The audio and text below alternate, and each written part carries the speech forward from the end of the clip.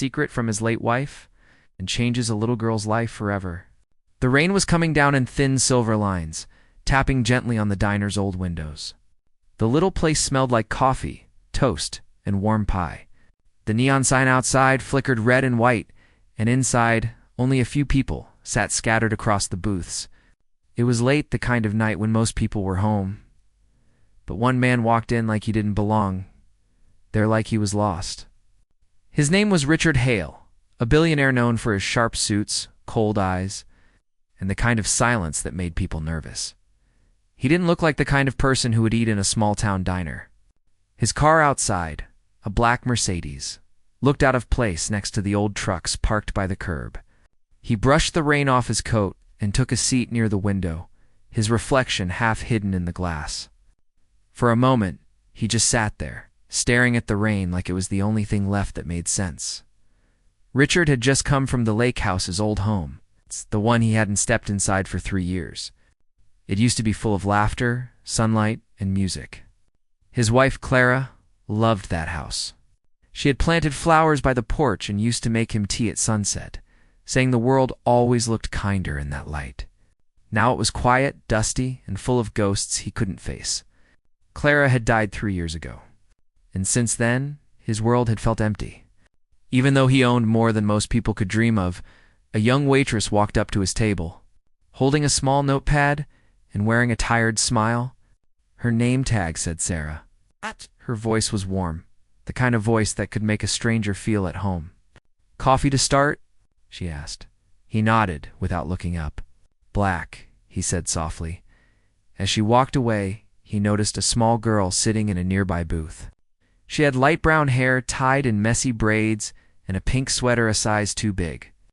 She was drawing on a napkin with crayons, her tongue sticking out a little as she focused.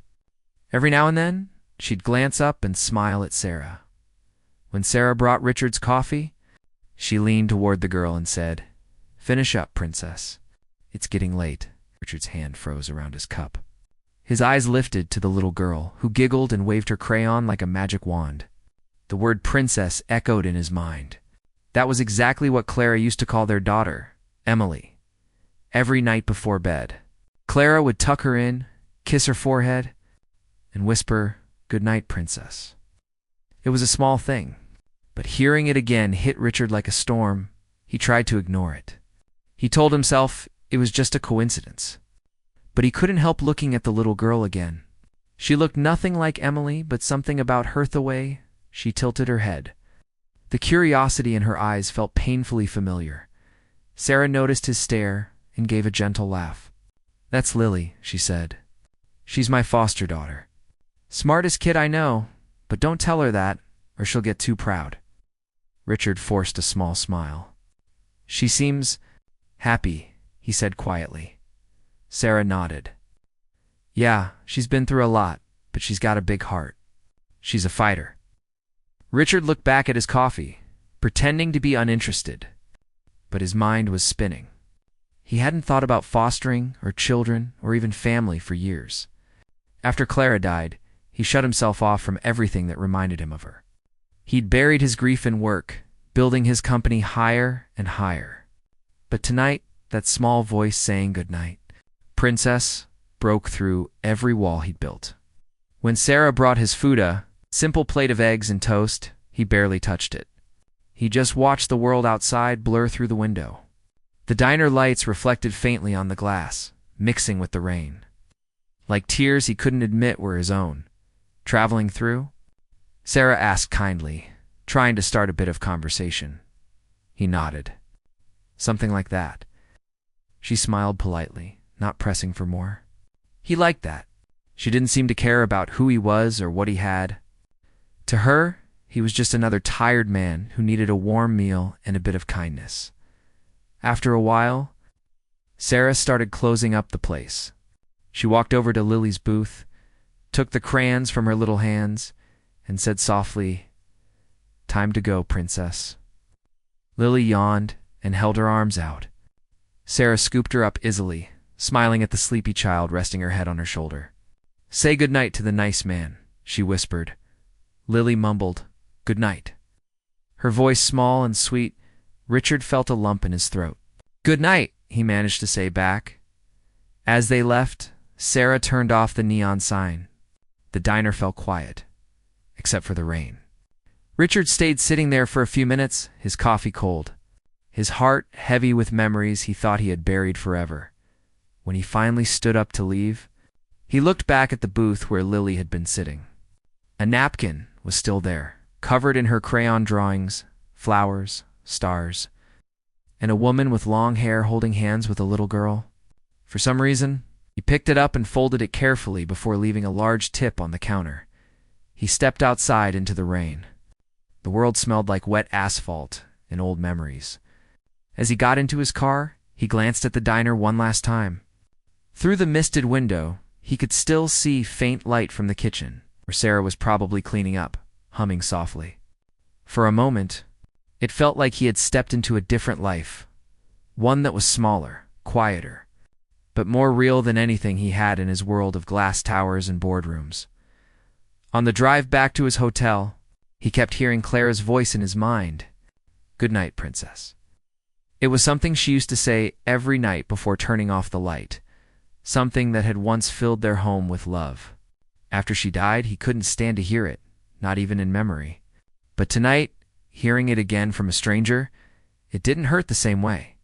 It stirred something else, something he didn't understand yet. He tried to tell himself it didn't mean anything, that it was just a small-town diner, just a kind waitress, and just a little girl who happened to remind him of his past. But deep down, he knew that something had shifted inside him. Something quiet, something small, but real. As he parked his car in front of the hotel, he glanced at the folded napkin on the seat next to him. The little drawing looked innocent, but it made his chest ache.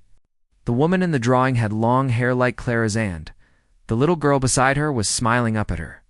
Holding her hand, Richard stared at it for a long time before finally whispering, almost to himself, "Good night, Princess." The words came out rough, like they hadn't been spoken in years.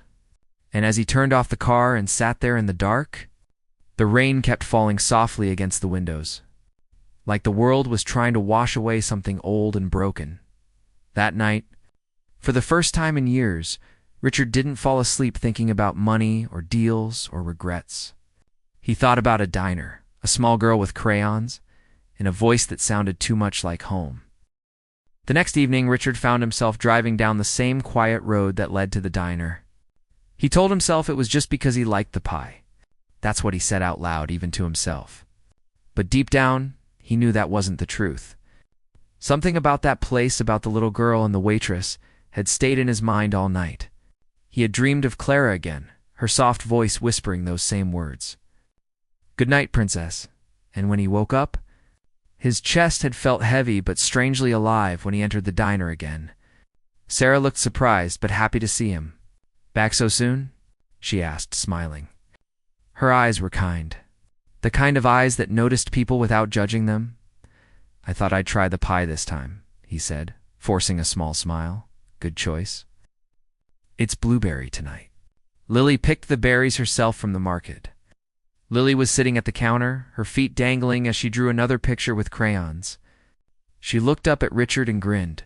"You came back?" she said cheerfully. Richard chuckled, something he hadn't done in a long time. "I guess I did," he said softly. As Sarah brought him coffee, they began to talk a little more. It started small weather, the quiet town, the best pie flavor, but little by little, she shared pieces of her life. She told him she had been a waitress there for 5 years, ever since she moved to town. Life hadn't been easy for her, but she said she believed people could build new beginnings if they cared enough to try. When Richard asked about Lily, her smile softened. "She's my foster daughter," she said. "She came to me about 6 months ago. Smart little thing. Talks too much sometimes," she laughed. "But she's been through a lot for someone her age." Richard's heart tightened. "How old is she?" he asked quietly. 7, Sarah said. "She doesn't remember much about her real parents. The social worker told me she was found near a hospital when she was just a baby after a car accident. Nobody knew who she belonged to." Richard froze. The sound of the coffee machine in the background faded. A hospital. A car accident. His fingers tightened around the cup. He forced himself to sound calm. Which hospital? He asked, pretending to sound casual. St. Mary's Children's Hospital, she said. It's a few towns away. You might have heard of it. It's the one that runs that big volunteer program for abandoned kids. Richard felt like the air had been punched out of his lungs. His mind flashed back 2 years ago, to the phone call he received from that same hospital. A woman had died in an accident, they had said, and a baby had been found nearby with no identification. They had asked if he wanted to make a donation in memory of his late wife, Clara, who had volunteered there. He had agreed back then without asking questions, thinking it was just another charity request. But now, sitting here, it didn't feel like a coincidence anymore.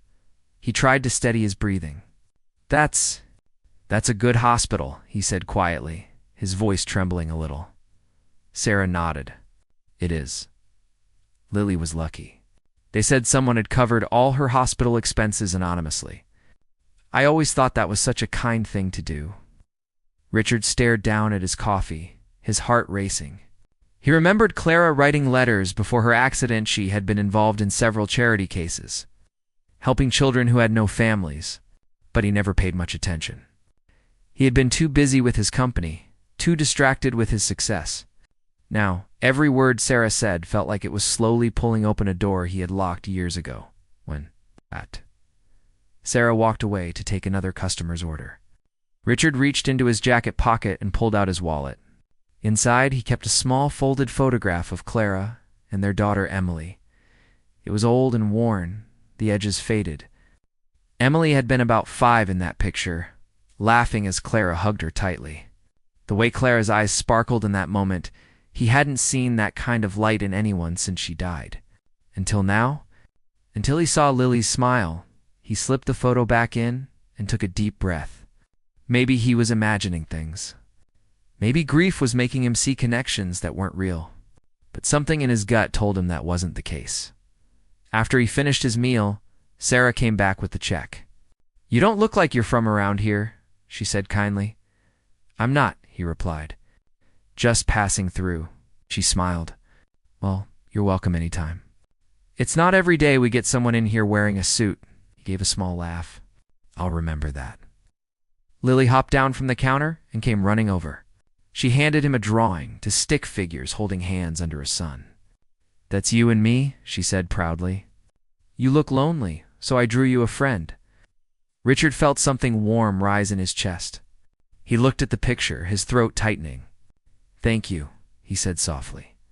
"That's very kind." Lily smiled and ran back to help Sarah wipe tables, humming to herself. That night, back at his hotel, Richard couldn't stop thinking. He pulled out an old box from his car that he kept locked in the trunk. Inside were letters, photos, and papers from the days before Clara's death. One envelope caught his Clara's handwriting, soft and familiar. On the front, it said St. Mary's. Oh. His hands shook as he opened it. Inside was a volunteer log sheet from the hospital. Clara's name was listed beside a child marked Baby L. His heart began to pound. Baby L. Lily. It couldn't be. But it made too much sense, he kept reading. There was also a note from Clara, one she must have written before her accident. It said, "If something happens to me, please make sure Baby L gets the care she needs. She's special, Richard. She deserves a family." He dropped the paper, his breath caught in his throat. The letter was dated just 2 days before Clara's fatal car crash. Suddenly, everything fit together at the hospital, the child, the anonymous donations, Clara's late-night visits to St. Mary's. She had been helping that baby, maybe even planning to adopt her. And now, years later, that same child was here, sitting in a diner, smiling at him with the same kind of warmth Clara once had. He sat in silence for a long time, the letter trembling in his hands. 1,000 questions filled his mind. Why hadn't anyone told him? How close had Clara come to bringing that little girl into their lives? And how had fate brought her back now, to this small town, to this diner, right when he finally decided to stop running from his past? He looked again at the photo of Clara and Emily. "What did you do, Clara?" he whispered to the empty room. His voice was barely more than a breath. Outside, the rain started again, tapping gently against the window, just like the night before. But this time, Richard didn't feel the same cold emptiness. There was something else now in ache that felt almost like hope. The next morning, Richard woke up early, long before the sun came out. He hadn't slept much. The letter from Clara kept flashing in his mind, the words about baby Elle, the child she had wanted to help. He couldn't stop thinking about Lily. Was it really possible that this little girl was the same one his wife had cared for before she died? The thought made his chest feel heavy and warm at the same time. He tried to be logical. Maybe it was just a coincidence. Maybe there were hundreds of children with names starting with L, but something inside him wouldn't let it go. It wasn't just the name, it was the timing, the hospital, the accident. Everything fit together too perfectly to ignore. He drove to the diner again, telling himself it was just to have breakfast. But as soon as he saw Sarah behind the counter and Lily sitting at her usual spot with crayons, he knew that wasn't the real reason. He wanted answers, even if he didn't know how to ask the questions. Sarah greeted him with a warm smile. "Back again, huh? You might as well get your own table at this point." Richard smiled faintly. "Maybe I should." She poured him coffee and placed a plate of pancakes in front of Lily. The little girl looked up and waved. "Hi, Mr. Hale." He waved back. "Good morning, Lily. That's quite a breakfast you've got there." "Sarah says I have to eat something other than pie," she said, giggling. "But pie is better." Sarah laughed softly. "She's got a sweet tooth, just like me." Richard watched them for a moment, how natural they looked together, how much warmth filled the small space between them. It reminded him of how Clara used to look at Emily when she was small, full of love, patience, and quiet joy. After a few minutes, he reached into his briefcase and pulled out a photo. It was one of Clara and Emily taken years ago at the lake house. Clara was kneeling beside their daughter, both smiling under the sunlight. He hesitated for a moment, then placed the photo on the table when Sarah came by to refill his coffee. "That's my late wife," he said softly. "Clara and our daughter Emily." Sarah looked at the picture, her expression softening. "She's beautiful," she said. "They both are," he nodded, staring at the photo. "She used to volunteer at St. Mary's Hospital," he added casually, though his heart was pounding. "She loved helping kids." Sarah's eyes widened a little. "St. Mary's.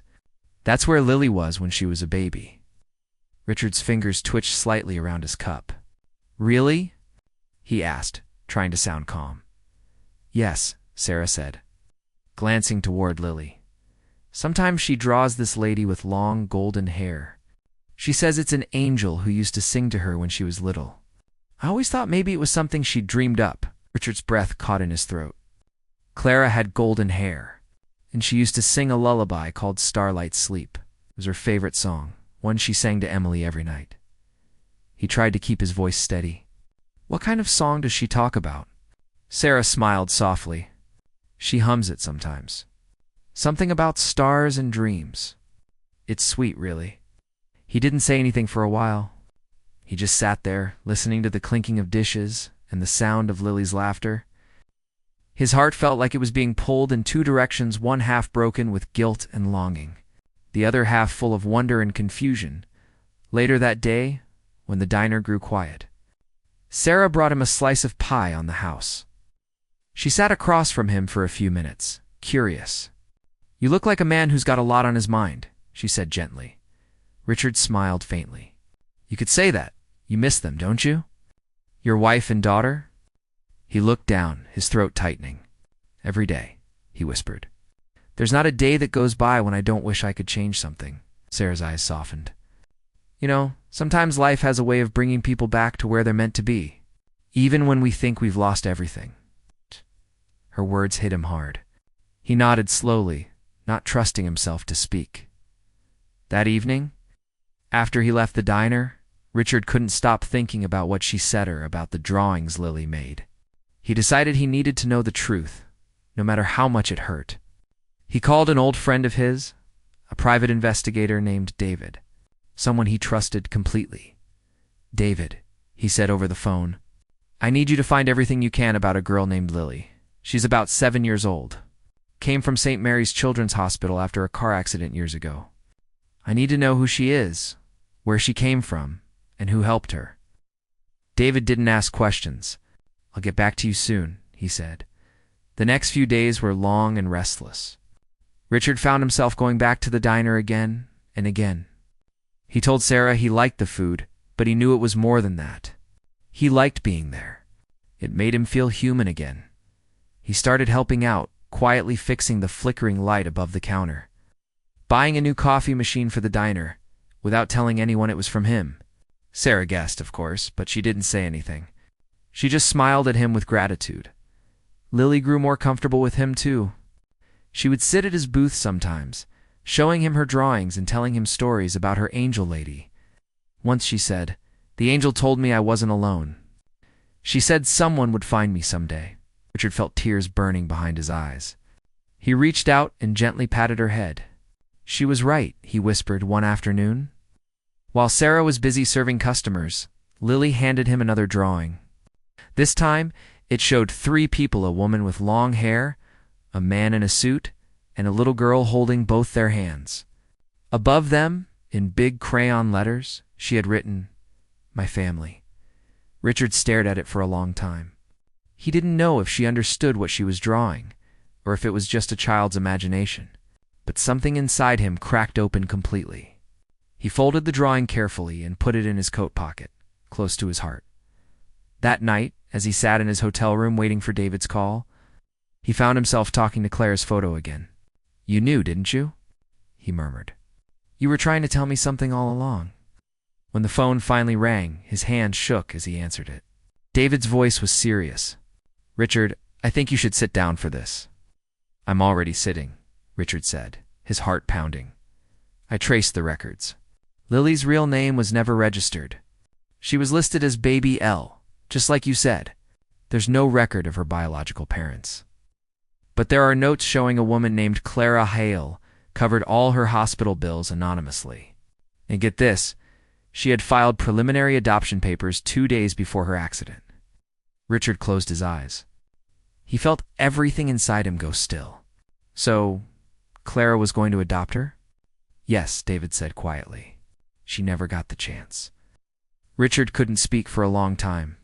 He just sat there, holding the phone, tears finally falling down his face. Clara had tried to bring Lily into their lives before she died. Somehow, fate had brought that little girl back to him years later. In a small diner on a rainy night, when he finally hung up, he looked at the drawing in his pocket again, the one with the 3 of them holding hands. His voice trembled as he whispered into the empty room, "You found a way, Clara. You really did." Richard couldn't sleep that night. He kept thinking about the phone call from David, the private investigator. Every detail of Lily's past seemed to fit together too perfectly to be a coincidence. His late wife, Clara, had been there for the little girl long before anyone else, paying for her hospital care and even starting the adoption process. The thought made his chest ache with both sorrow and awe. He had lost Clara, but somehow her love and careful planning had not been wasted. The next morning, he returned to the diner with a heavy heart and a cautious hope. As soon as he walked in, Sarah looked up from wiping tables. "You're here early," she said, smiling. Richard nodded. I just wanted to see Lily before school," he said softly. Lily, who was coloring at the counter, looked up and waved. "Mr. Hale," she shouted happily. She ran toward him, her little feet tapping against the floor. Richard bent down and hugged her gently. "Hey, princess," he said, the words tasting bittersweet on his lips. Sarah watched silently, curious but patient. Richard had always been quiet, observant, and polite. But now there was something in his eyes she hadn't seen before, a mixture of tenderness and pain. After Lily went back to finish her breakfast, Richard spoke to Sarah privately. He showed her the letters and records he had found about Lily's hospital care and Clara's plans. Sarah's eyes widened as she read them. She had always known Lily had been lucky to survive, but she had never imagined that a woman she had never met had been secretly caring for her. She loved her, Richard said quietly, his voice shaking. "Clara, my wife, she loved Lily. She tried to adopt her even before the accident. She wanted to make sure she had a family if anything happened to her. And now? Now, I think fate brought her here. Sarah blinked, tears forming in her eyes. I had no idea. I didn't know who to thank. We just have her. She's been through so much already. Richard nodded.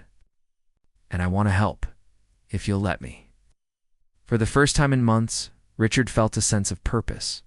He had spent years building his company, earning money and chasing power.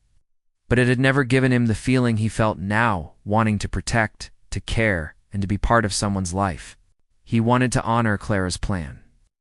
To ensure Lily had the family she had always deserved. Over the next few days, he visited the diner often.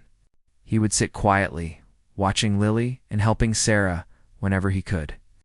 Sometimes he would fix a chair, or repair a broken window, or bring groceries. He never made a show of it. He just did what needed to be done. Lily grew more comfortable with him too. She would talk to him about her drawings, her favorite stories, and the little things that happened at school.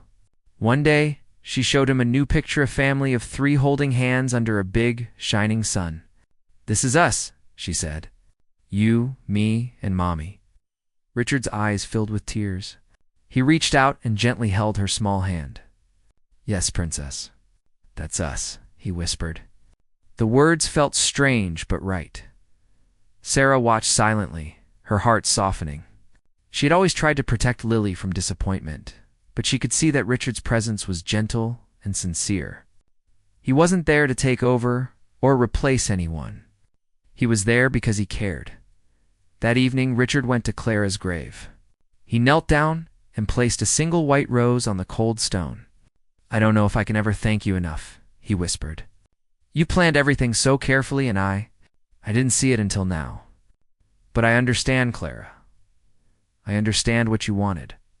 I'll make sure she's safe. I promise." After leaving the cemetery, he returned to the diner, his mind full of plans. He wanted to help Sarah and Lily in any way he could financially, emotionally, and in every small detail that would make their lives easier. But he also wanted to do it carefully, so Lily would feel safe and loved, not overwhelmed by sudden changes. Over the following weeks, Richard quietly made arrangements. He transferred funds to help support Sarah and Lily, but he did it anonymously at first, not wanting to frighten them with his wealth. He improved the diner's facilities, helped with school supplies for Lily, and even arranged for little trips and experiences that would brighten her days. Every action was a reminder of Clara's plan, and a way for him to honor her memory.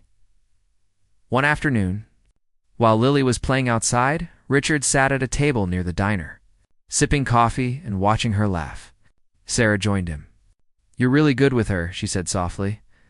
Richard looked at her, his expression serious. "She reminds me of Clara," he admitted, "and of Emily. I lost them both once, and I don't want to make the same mistake with Lily. I want to be here for her."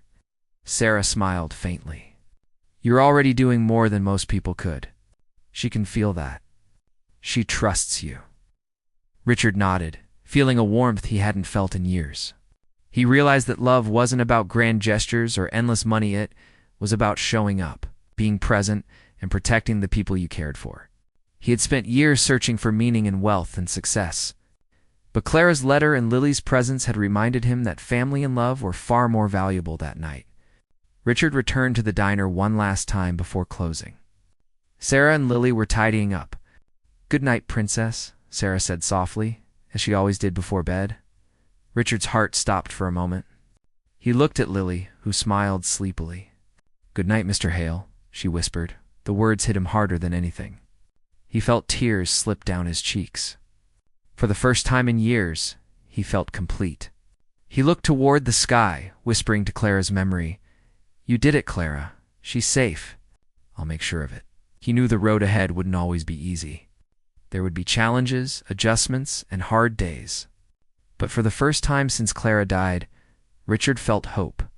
He had found a way to connect with the child his wife had cared so deeply for. And through her, he had found a path back to love, family, and purpose. Richard spent the next week slowly building a bond with Lily, always careful not to overwhelm her, letting her trust grow naturally. They played games, went to the park, read bedtime stories, and shared quiet moments. He saw in her laughter and curiosity the echo of Clara's spirit, and it filled him with a sense of peace he hadn't known in years. By the time the first signs of spring appeared, Richard felt a transformation inside him. He was no longer the lonely, closed-off man who had wandered into the diner on a rainy night. He was a guardian, a father figure, and a friend. He had inherited Clara's love and carried it forward. One afternoon, Lily handed him a new drawing. This one showed a big house with flowers in the yard. A woman with long hair, a man in a suit, and a little girl holding both their hands. "This is our home," she said proudly. Richard smiled, his heart full. "Yes, Princess," he said. "This is our home." He looked at Sarah, who smiled back. Everything was slowly falling into place. Clara's plan had worked, fate had guided them, and now, for the first time in years, Richard felt at peace. He understood that love, care, and presence mattered more than anything else, and he was determined to make sure Lily's life would be filled with all of it. For the first time since losing Clara, he felt complete, not because he had everything he could buy, but because he had found what he had truly been missing: family, purpose, and a chance to honor the love of his late wife. Weeks passed, and Richard's life began to change in ways he had never expected. The cold, lonely man who had walked into the small-town diner months ago was slowly becoming part of a new world, a world filled with laughter, small joys, and quiet warmth. He still traveled for work, still dealt with the pressures of his company, but the weight of emptiness he had carried for years was beginning to lift. Lily and Sarah had become a central part of his life, and he cherished every moment he could spend with them. One sunny afternoon, Richard arrived at the diner to find Lily drawing at her usual spot near the window. She looked up and waved, her smile bright enough to light the whole room. "Mr. Hale?" she called. "Hello, Princess," he replied softly, kneeling to greet her. He picked up her latest drawing, a colorful picture of 3 people under a rainbow. "This looks amazing. You've really captured the sun perfectly," he said. Lily giggled. "It's our family, Mr. Hale. You, me, and Mommy." She pointed to each figure with pride. Richard felt a lump rise in his throat. "Yes, Princess." "It's perfect," he said, his voice thick with emotion. He realized again how much this little girl had already become part of him. He had promised Clara he would take care of her, and now he understood the full weight and joy of that responsibility. Sarah came over, smiling gently. "She really looks up to you," she said.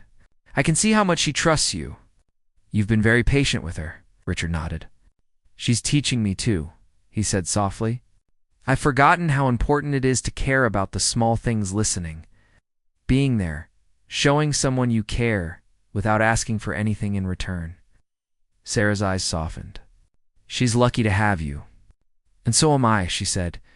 "We've both been through a lot, but having someone who genuinely cares makes all the difference." For the next few days, Richard began to make more tangible plans. He wanted to ensure Lily's life would be as happy and secure as possible.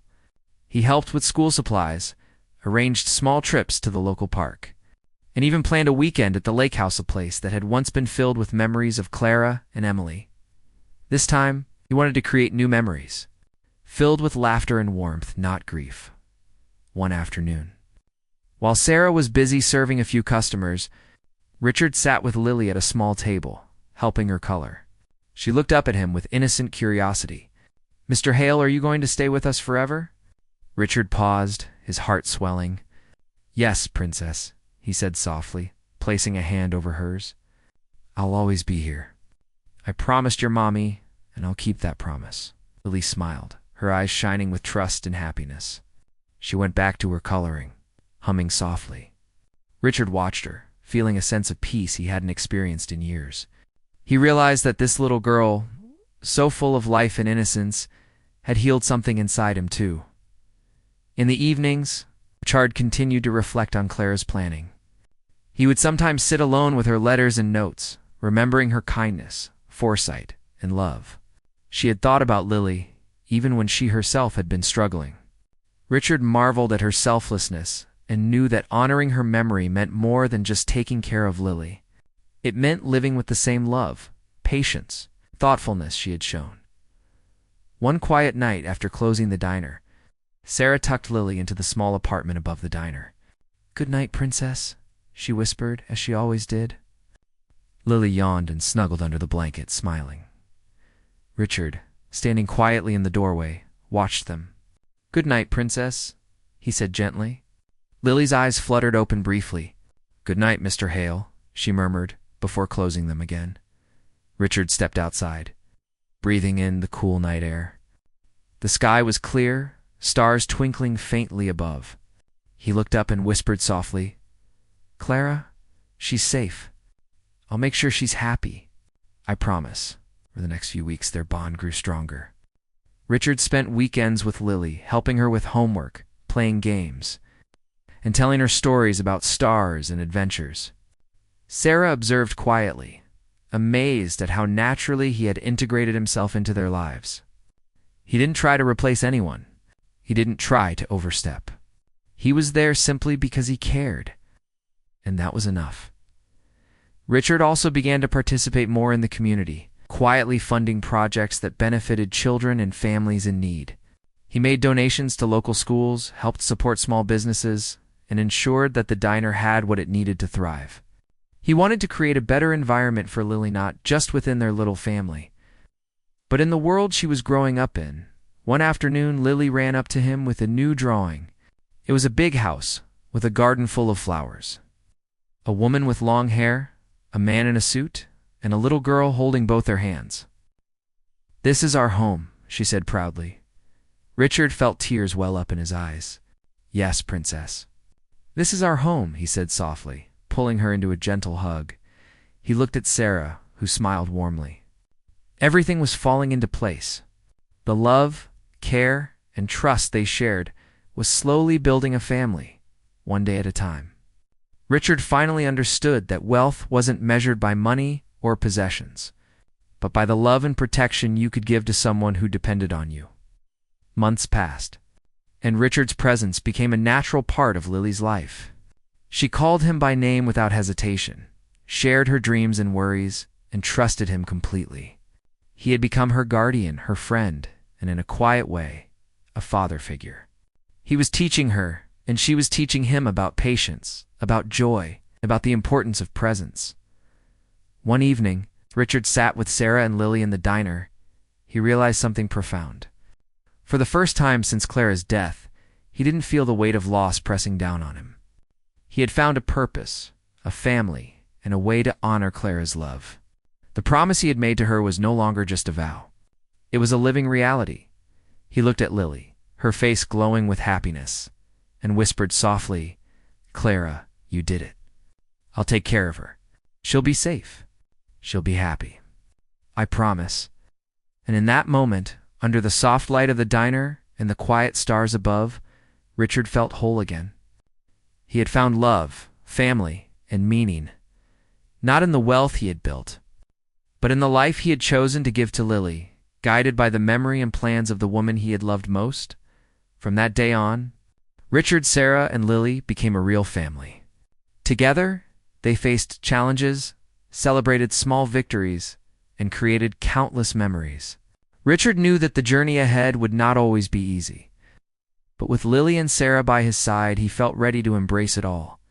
The empty, lonely man who once walked into a diner on a rainy night had finally found his heart again, and it was full. And every night, when Sarah whispered, "Good night," Princess and Lily replied, "Good night." "Mr. Hale," Richard smiled quietly to himself, knowing that this was the life Clara had wanted for her, and now it was the life he would protect, love, and cherish forever.